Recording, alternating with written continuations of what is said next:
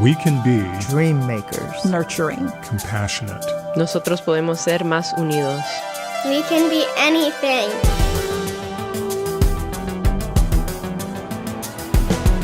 I'm Grant Oliphant. This is We Can Be. American cities that grew out of and defined the industrial age were founded on the energy and hard work of immigrants who gave power to steel mills, built majestic buildings, and contributed culture to its streets and neighborhoods. But that was never without pain or struggle. And today's immigrants face many of the same biases and obstacles as their predecessors, including divisive rhetoric from some of our highest government officials. It is an incredibly challenging and volatile climate.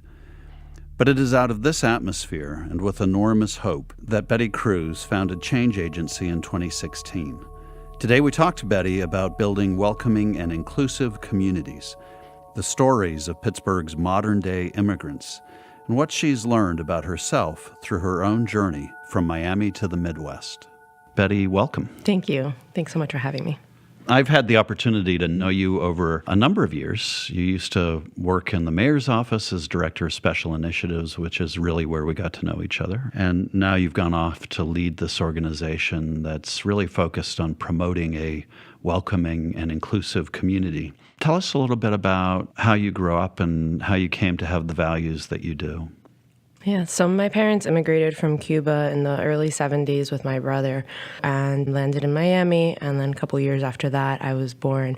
They worked day and night. I mean, I remember being a little girl asking my mom, I just want to see you. When can you be home? Because first my dad started off as a waiter. My mom was doing laundry and ironing clothes and housekeeping and things of that sort. And then they were able to save up enough and open up their own small little, what you would say in English, diner, we say cafeteria. And that's the world that I always grew up in. So they were working 6 days a week, 12 to 15-hour days, constantly talking about the family they left.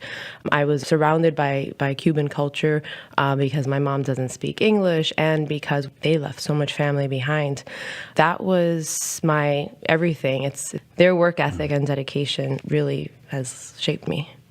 In many ways, it's the classic American dream, American immigrant story. Did you ever, growing up, feel not welcome? I would say yes, there are definite reminders that took place even in Miami. Yeah. And there was a time that I was little and I was in a ceramic class with my mom, and I remember hearing the older women who ran the class speaking badly about my mom. And my mom doesn't speak English, so she couldn't understand and didn't say anything. So here you are, a 6-year-old, 7-year-old, hearing these women say something badly about your mom and kind of rolling their eyes at her. But I will say it wasn't until I left Miami and moved to New York that I really felt like an outsider. It's so interesting, in the States we think of New York as such a cosmopolitan city. So what was it about New York that made you suddenly feel that? I hadn't gone to college yet, so I went to community college for a little bit and realized I was not ready and wasn't interested, and went on to work in public relations for a number of years and was able to work my way up, and that's what took me to New York. And for the first time, I really felt surrounded by everyone had a degree and surrounded by folks that were judging me for not having it and kind of turning their nose up at me. That experience was not a pleasant one. It was a rude awakening to being an other and coming from a different set of circumstances. I didn't wear the fancy designer clothes or anything like that. You carry that experience to our region, and you came here originally for college. Is that correct? I came here originally for love. So my husband's from Western Pennsylvania, from Erie. So I actually went there first and went to Edinburgh and then moved to Pittsburgh to go to grad school. I'm curious, for somebody coming from Miami and then New York, what was it like coming to Western Pennsylvania? There was definitely a culture shock both ways, I would say. I had never been exposed to so many Eastern European names, so there's still a lot of names that I can't pronounce and I butcher and I try to get right. Little things like that. And I don't think I had pierogies or corned beef and hash and sauerkraut before. And my husband always laughs at how he's exposed me to the finer foods. But I think that the flip side of that was feeling a bit exoticized. Another aspect of that would be, do people welcome you or not? And I'm just curious about your journey to wanting to work on making this a welcoming region, which is in many ways one of the most loaded notions in our culture at the moment. So when you came here, did you feel welcome? I always felt that Pittsburgh was a friendly place, an authentic place. It has a scrappiness. It's everything Miami isn't, basically. And I loved that about the city. What struck me more was how people didn't understand why an outsider would want to be here. Like, oh, you like it here. Whoa, what do you like about this place? So the kind of self-esteem issue that maybe Pittsburghers have always struck me, but I did find it to be friendly. Now, I think welcoming is different than a friendly place, and I think that's the rub. It's very, very hard to break in here. It's very, very hard to make real friendships and networks. That was, I think, the differentiating point. You've described two of the traits of Pittsburgh that really struck me when I came here. One was the surprise people have that anybody from outside would move here. I think a lot of communities are that way, but we once had an arts leader who described Pittsburgh as suffering from mass hysterical low self-esteem. A grocery store in a neighborhood just south of downtown Pittsburgh was recently vandalized with anti-immigrant hate graffiti. Change Agency, which works to promote a more welcoming region for all, stepped in to help. Las Palmas Sidewalk Taco Stand is fast becoming a favorite Pittsburgh lunch spot, but the words painted on the side of this Mexican grocery store were outrageous. It's happened before. Yeah, And you've had tires slashed? yeah. In my van, and then Las Palmas van, and then somebody's crashing my truck, so I have to paint over. Yeah, they couldn't go back to Mexico. The store owner is not intimidated one bit. And then all these communities support me, Allah. Yeah. I mean, Allah. It's what I got for all this community. You're familiar with the Mexican grocer in a neighborhood called Brookline, who's been repeatedly vandalized and the target of really what can only be characterized as racist attacks. Do you think it's unique to Pittsburgh in any way? Yes, we've definitely seen and heard about these incidents. Obviously, we know that this has increased since the election. That has been happening before Trump, and it's only escalated in nature since then. Unfortunately, it's not unique to Pittsburgh. It's reflective of America. This is America. So this talk about this isn't who we are, no, it's exactly who we are. A challenging concept because you're basically asking the country to look itself in the mirror, and some folks are very uncomfortable doing that. The president, I think, exacerbated what you're describing when he reportedly described countries in Africa and Haiti in the most negative possible terms. I think you just touched on this, but have you seen a marked erosion in the community conversation around race and inclusion since the president took office? I think what I'm hearing more from the community partners that we work with and what we're seeing on the ground is an outpour of individuals who want to show that they do not believe those views, they do not stand by that, they stand with the community. So there has been a huge increase in people saying, I want to help, what can I do to show that that's not who I am, right? To really walk the walk on it and not just make a statement. But it's emboldened, as we know, these voices, these sentiments, these passive racist incidents to be a little bit louder. You know, the work at the local level continues. Thankfully, these hateful words and decisions are only making that base stronger in terms of the base that wants to support the immigrants that are here, that wants to support our communities of color. So I don't know that it's fully eroding it. I think it's just the line is so divided in the sand. I don't know that the folks that feel this way and that agree with the president's statements, I don't know that they're ever still encountering or experiencing and being exposed to other communities.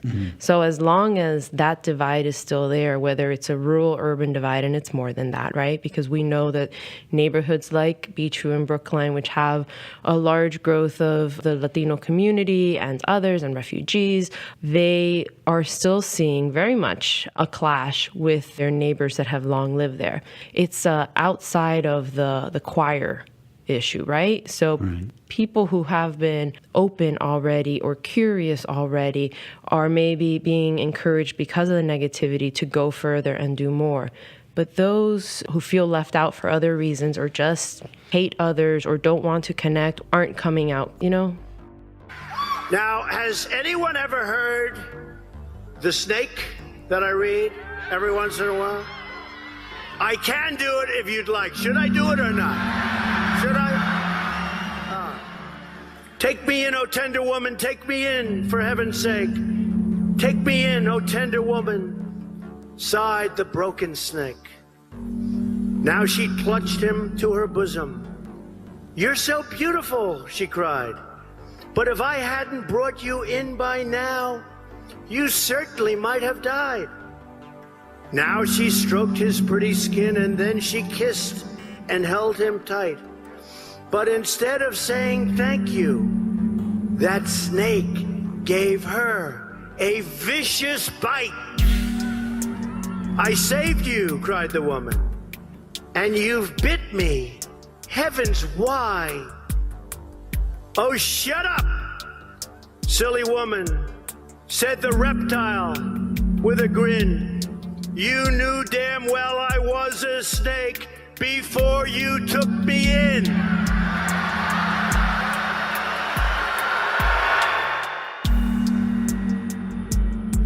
The snake, because people are coming across our border, people are coming in and brought into our country. That's exactly what's going on here. You know, we've seen this president leverage exactly the sentiment that you're describing. And in my experience, he's the most divisive president I've ever witnessed. One argument that is made by his supporters is that they feel as though conversations about race or about inclusion or about diversity leave them out of the equation.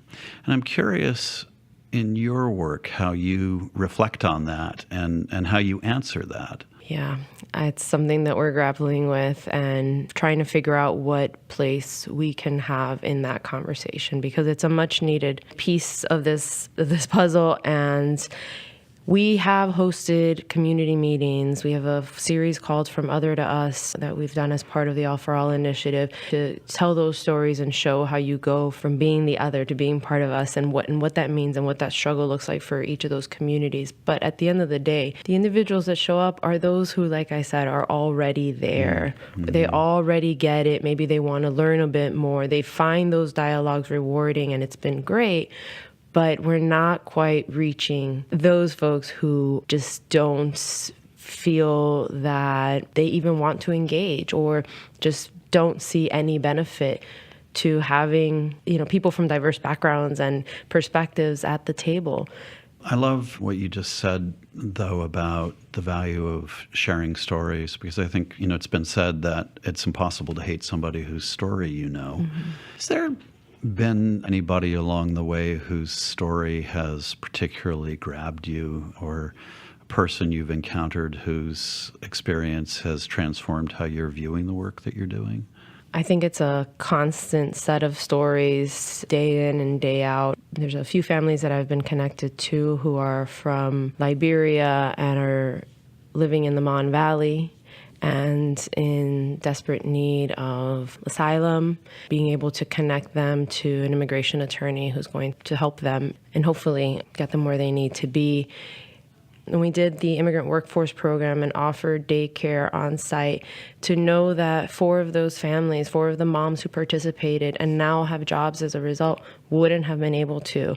And to see them coming in and building friendships and bringing food from their home country and having, something for their kids to do while they were able to advance and make important connections. Some of the negative stories that we hear in our community in terms of a reminder of the work that's needed is inspiring. The editorial that the Heinz Endowments and the Pittsburgh Foundation responded to is one example of that. And whenever we see institutions who are in a position of power really paying attention and stepping up, that's encouraging and inspires me, and I know gives hope to the community. There are major gaps in our region. There's a lot of work to do. So I think it's exciting when we see these pieces starting to come together. It's daunting too, because there is so much work to do. We're not, a Philadelphia or, New York or other regions that have had huge waves and constant waves of migration where these large immigrant communities are there. The service providers are all receiving, the investments to do even more. We have a lot of pieces of the puzzle. And I think for the first time in the last few years, combining that with the political will and the philanthropic support, we're finally seeing it come together. So it's those individual small stories here and there that I think make up the whole story that I find inspiring. It's an interesting piece of Pittsburgh's history that one of the reasons we came to be the most white large city in the United States is because we missed out on about 40 years of immigration due to the economic collapse and then plateauing. Now that that's changing, you're beginning to see the very dynamic that you're describing. In early 2018, the Pittsburgh Post-Gazette published an editorial that attempted to defend the president's widely condemned shithole countries remarks. A joint response from the Heinz Endowments and Pittsburgh Foundation went viral and said in part, "Perhaps the central point of contention in this nation's immigration debate is the role of race and racism in deciding who is welcome here. No serious person disagrees we should have secure borders. But who gets to come inside those borders and how that's decided and how to ensure it is done fairly and without bias is the fundamental question. Pittsburgh, like many communities around the country, still struggles with becoming the sort of fair and inclusive community where all feel welcome and have the real opportunity to thrive. We remain committed to that goal and believe we can get there." I should add, you referenced the editorial that appeared in the Pittsburgh Post-Gazette. Does it make a difference when people who are outside of the traditional immigration debate step in and say something about it? Yes. So much so. Even if it didn't make a difference to the political landscape, even if it didn't make a difference to what we're experiencing, the community hears you, and that's important.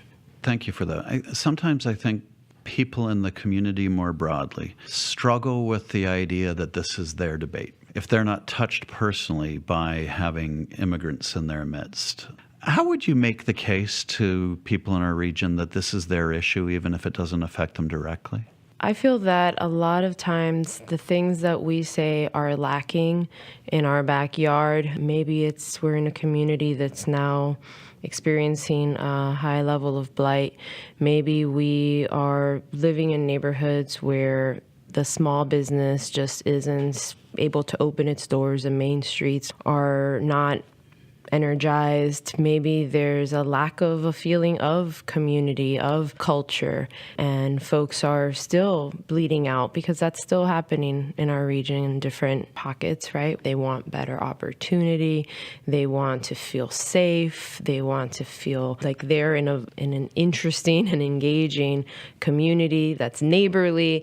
All of those things are actually remedied when you have diverse communities and when you embrace and welcome immigrants. So we know that communities with a high number of immigrants are safer. We know that blight goes down. There's more homeowners. We know that people who are here because they're fleeing certain circumstances, whether it's economic opportunity or they're fleeing for their lives, they want stability and they want to set roots. The Islamic Center of Pittsburgh is a place of prayer and a community center. The executive director here feels the implications of President Trump's executive orders are shocking. I mean, we've had thousands of refugees come to this greater Pittsburgh area, and you don't see that there's an epidemic of violence at all. You know, most refugees, over 50% of them are children. You know, obviously they're not the terrorists that people are afraid of. These people come, they contribute, they work hard.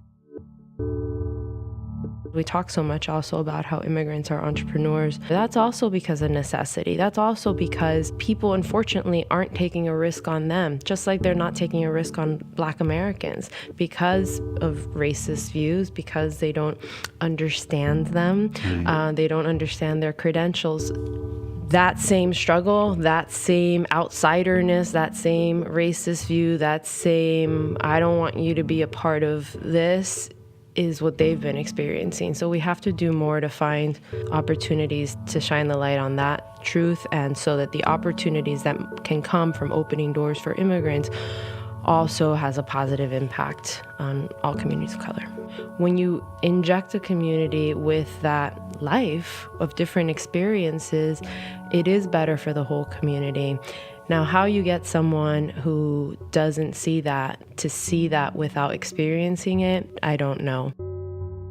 It strikes me that the piece of this, when we talk about why it's important for everybody to care, that we tend to leave off the table because it's harder to quantify, is the old-fashioned but very true notion that we're all degraded by inhumane treatment of each other. That includes vulgarity and crassness from the president. It includes racism from your neighbor next door. We all suffer as a result from that. And it diminishes the whole community, including our own lives. It makes us small, I think, in many ways. One of the ways in which we see that dynamic playing out, unfortunately, in Pittsburgh is with ICE raids being used against families locally and immigrant families living in fear of having a family member deported, dreamers in our community living in fear of being deported. Can you say something about how you're witnessing that experience and what's going on? So our work really centers on working with the community leaders, the organizations that are on the front lines. So in many ways, I tend to be more removed. I'm not there with the family who is seeing that ICE is camped out in front of their house and is afraid to send their son to school. But I'm hearing of those stories from our community organizations that are on the front lines, organizations like Casa San Jose and others that are working with the Latino community. Obviously, the Latino Community Center is a newly created organization also for that reason of better engaging Latino families in our region. That said, it's happening in our backyard. We know that ICE has a presence where they're doing just that. They're camping out in front of folks' homes. They're watching buses when they're coming home from school. So it is a constant state of fear. Is today going to be the day when we become the national story of a parent that was picked up while picking up their child at the bus stop? We know that there have been numerous families that have been separated, and this also is dating back to before Trump, but we know that it's escalated significantly. So the fear in the community is real, and the appreciation that I have for the organizations that are on the front lines, educating communities every day to make sure that they know what their rights are. I mean, this is the new normal, to know how and when to open the door to somebody and who you're letting in to what's supposed to be a safe space, and how we build more safe spaces in our region. When I hear these stories, it feels so much like this is not who we are or who we should be, who we should want to be. And the notion of splitting up families and taking away from our midst children who have only ever known the United States, or taking away people who are working hard here and who are contributing as community members, it's difficult to comprehend why that makes sense for us. So you asked before about a community member and the specific story, and in this conversation around families being torn apart, I'd be remiss not to mention Martin Esquivel Hernandez, who is a community member who was deported, I believe it was a year ago now. And he was very active in our community. He was active in 2 churches, part of his children's parent-teacher organization. He was a hard worker, and his life was at risk. And that's why he tried to cross the border multiple times and finally succeeded, made it to Pittsburgh, only to have been sent back. We are all Martin, an immigrant that left his home and his country to start a new life far from the delinquency and voids that exist in those countries. Martin is a man that always has found ways to help others without thinking of himself. We are all Martin. We are all immigrants. Your ancestors in one moment also came here like we did.